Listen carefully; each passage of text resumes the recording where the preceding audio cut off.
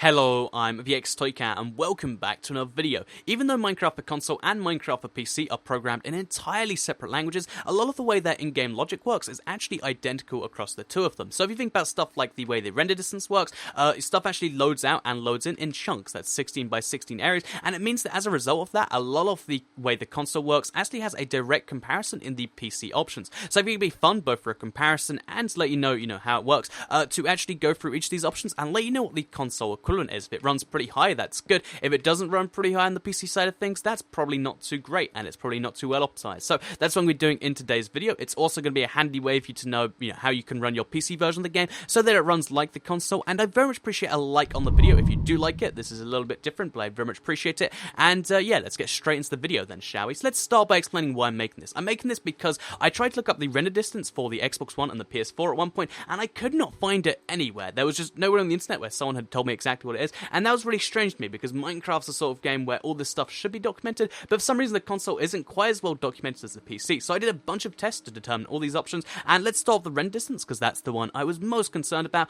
and I was really impressed because on the PC, render distance, if you're wondering, determines how many chunks in front of you, behind you, to the left and the right you can see at any one time, and it runs for anywhere from 2 to 16. It also recently got expanded to 32 recently, so that means you can see anywhere from 32 blocks in any direction, and then you get that edge you can kind of see in the distance over there, all the way up to being able to see, I think it's over 500 at the max render distance now, which is a lot of blocks in any one direction. But they're the two kind of ranges. 2 chunks is if you have a really slow PC and you're just trying to get the max performance, and first 2 chunks if you have an insane PC and you just want to see everything. I mean, it has performance issues on a lot of things, but it's still something you can do. And on the last gen consoles, Minecraft Xbox 60 and Minecraft PS3, my testing, where I just basically measure out each chunk and see how far I can see, revealed I could see 10 chunks in the distance at once, which is 160 blocks, which, given that these are basically 10-year-old PCs, is really impressive. I doubt a 10-year-old PC could even run Minecraft, let alone with that sort of a render distance, and that's really impressive, especially given the other specs. But just in case you're curious, on the Xbox One and PS4 side of things, this is even higher. It goes from 10 with no fog to 18, but with or 19, depending on how you count, with a little bit of fog, which is surprisingly impressive. Like, if you look, if you can barely see because there's fog there, but if I turn to the left so you can see there, you can see that last log at the end there. I can just about see at the edge there.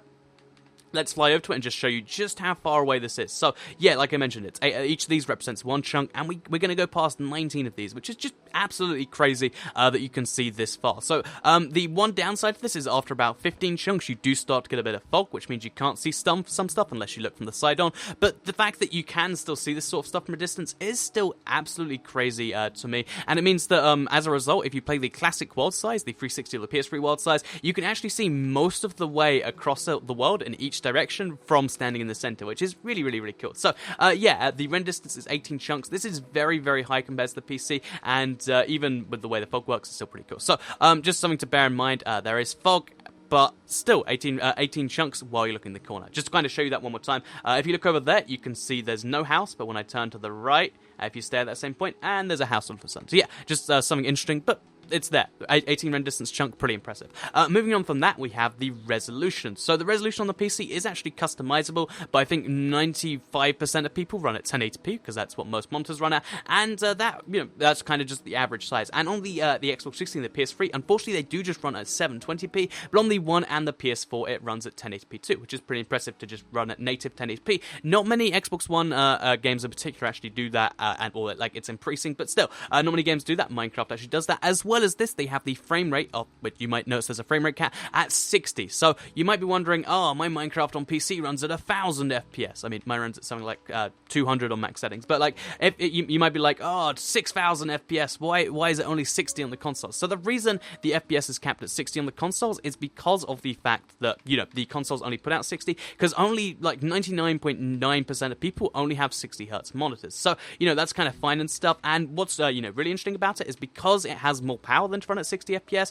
They actually have Vsync enabled too, and it runs at a solid 60. You'll never notice, or like with very few exceptions when it comes to item frames, you'll very rarely notice FPS drops, especially on the Xbox One and the PS4, which means they run at 60 FPS, but this next level of solid that, really the a lot of the time on the PC you won't get that. There's a lot less, there's a lot more instability there, whereas the console gets that solid 60, and it does it really well. So 60 FPS, 1080, 1080p or 720p, and 10 to 18 chunks of render distance. Personally, to me, just these three facts alone are incredibly impressive. So just in case you're curious about the rest of the stuff, as far as fast or fancy goes, they do use fancy graphics. The way you can tell is because, one, if you drop an item on the floor, it'll actually spin and become a 3D item, and two, you can see through leaves. If you turn on fast on PC, you can't see through leaves. So, yeah, that is the major specs from the PC kind of covered.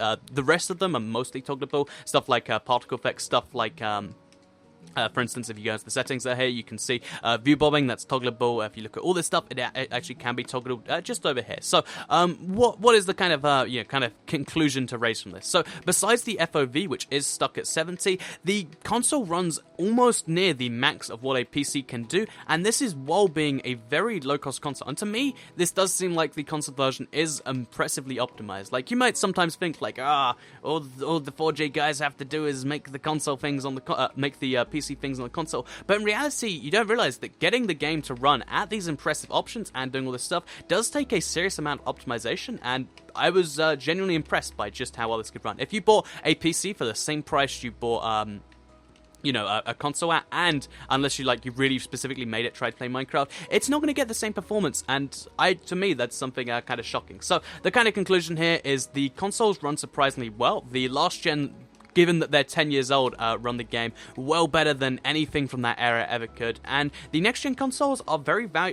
given that they're value-efficient kind of consoles, they run the game like a very high-end PC. I mean, the only thing missing is a little bit more render distance and maybe a field of view option, but there's reasons why they won't do that. But they're the only two graphics options you're missing, and even then, that's not much performance missing. So, yeah, the fact that you can basically have a maxed-out settings for a new-gen console, or you can have a last-gen console which costs you very close to nothing, and you can get a game which runs very competently, is actually pretty impressive. So that's the kind of point I wanted to get across here. I hope you did enjoy the video. If you did like it, please do like it and let me know. Share if you really liked it, and subscribe if you're new around here. Hopefully you learned something new in the video. If you did, that's great, and if you didn't, then watch it again maybe. Anyway, thank you all for watching the video, and I'll see you all in the next one. Bye.